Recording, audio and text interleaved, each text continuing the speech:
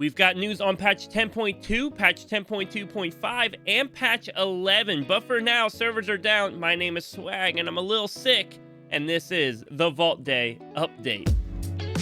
It's that time of the year where every WoW Redditor is theorizing what the new expansion could be, and oftentimes they mask that theorizing with lies, trying to deceive us into believing they know what the next expansion will be. So we take it for a grain of salt when there is a Reddit leak regarding the next expansion. Even on my stream a couple weeks ago, we were making fun of a bunch of them on Reddit. However, there is a new leak that does seem to be legitimate on Reddit right now regarding the new expansion. So what makes this leak more legit than the others? Well, they brought the receipts, and there are photos and screenshots of what is gonna be happening. As predicted, we will head to the continent of Avaloren. We kind of were getting a lot of hints at that in the books and some other things going on. And Khazalgar, which was mentioned as well in the books, will be a location here. However, in the past, it was leaked and theorized that Khazalgar will be underground, sort of like the Zerla Caverns. That does not appear to be the case here. It will be built in a valley or ravine of some kind. So we've got screenshots of the new zones. You can see some creatures in the zones and the zones themselves. A good bit of diversity there. A lot of it kind of reminds me of the Warlords of Draenor zones. I don't know why I'm getting that vibe. I just am. One of the things that has me curious, though, based on these screenshots, it's hard for me to zoom in on the harpies to tell for sure, but it appears like the Curse of Flesh has not actually impacted this area. You see the earthen are still earthen, and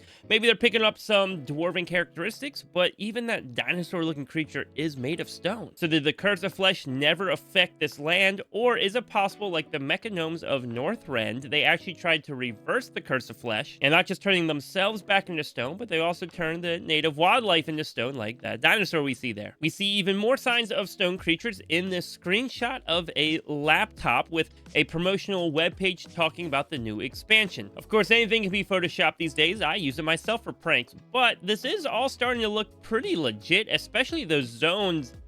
That would be a lot of work to create that from scratch. And lastly, you'll remember last week or a couple weeks ago, we talked about these props that were created for Blizzcon, and I pointed out these rings that were used that seemed to be kind of unique. And while I was pointing out the rings and how unique they look, I ignored the pillars that were in other photos because I just kind of assumed that was a dragonflight looking thing, and I just passed along. I actually really looked at those pillars and came to the conclusion that they are from Dragonflight. Except if we line up those photos of those pillars with one of those screenshots from the new zone, they are an identical match for these light posts that we see on the continent of Avaloren. This leak is looking pretty legit, and BlizzCon is right around the corner. So in less than a week, we are going to have the answer to this question. So it's fun to theorize now, but we'll know for sure soon. So by the time the next video comes out, we'll be talking about whether or not I was right. Speaking of news at BlizzCon, patch 10.2.5 has been kind of loaded onto one of the PTR servers. It's not really playable or accessible yet, but it is there in the files, which tells us that they're preparing for patch 10.2.5 and will likely talk about it at BlizzCon this weekend. Patch 10.2.5 is unique because there is no roadmap for it yet, and we don't have a roadmap for the rest of Dragonflight like we've had so far up until this point. Personally, I'm really hoping at BlizzCon they release a roadmap for the rest of Dragonflight, which includes a patch 10.3, and not just like a throwaway patch 10.3, but like a new raid and content that we want to do, because otherwise it is going to be a long haul until the next expansion releases. So hopefully with BlizzCon and patch 10.2.5, we get an update on what to expect for the next year. You'd think we'd already know everything about patch 10.2, but there was a leak, a small one, but an important one. We found files talking about new Twitch drops coming up.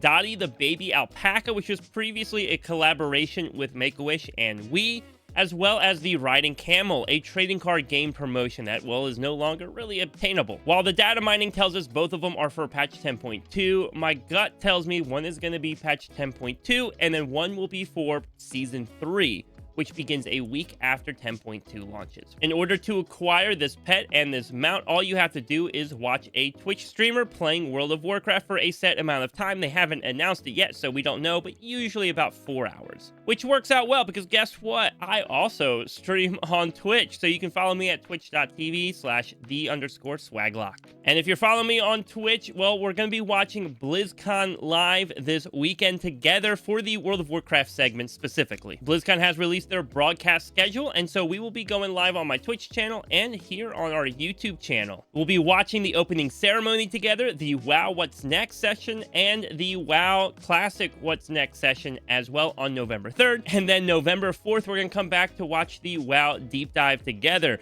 I have the schedule posted on the screen here, so if you want to write anything down or mark those times, this is PDT. I usually announce my streams in EDT, so don't be confused there. This is the final week of Season 2. After this week, Season 2 comes to an end, and we have a week break until Season 3 begins. If you've already accomplished everything you want to do with dungeons, well, maybe it's a good time to take a break and work on some reputation, as well as maybe even your pet battling. Which works out well because guess what? It is the World Quest bonus event and the pet battle bonus event this week. Earn extra reputation from completing world quests and earn extra pet experience as you pet battle. Of course, next week is the launch of the new Emerald Dream Zone, so maybe don't hold off till next week to do some of that stuff and instead work on those reps and those pets. This week's affixes are Fortified, Storming, and Bursting. Storming is going to summon tornadoes throughout the field of combat that throw you up in the air and deal damage, so stay out of their way and keep an eye on where they're spawning. Bursting, on the other hand, will cause non-boss enemies to explode upon their death and give a debuff to all players. This debuff does damage to everyone, and the damage scales with the difficulty of the dungeon. As well as scaling, it also stacks, so if you kill multiple enemies, you are going to be taking a lot of damage over time after that fight. So please treat your healers well this week and be cautious on how many you're pulling at a time. It is dispellable, so if you got a priest with you, I mean, that makes it a little bit easier with that mass dispel. But that's everything happening this week in the World of Warcraft. I am in desperate need of some rest, so I'm gonna go, but I will see you in next week.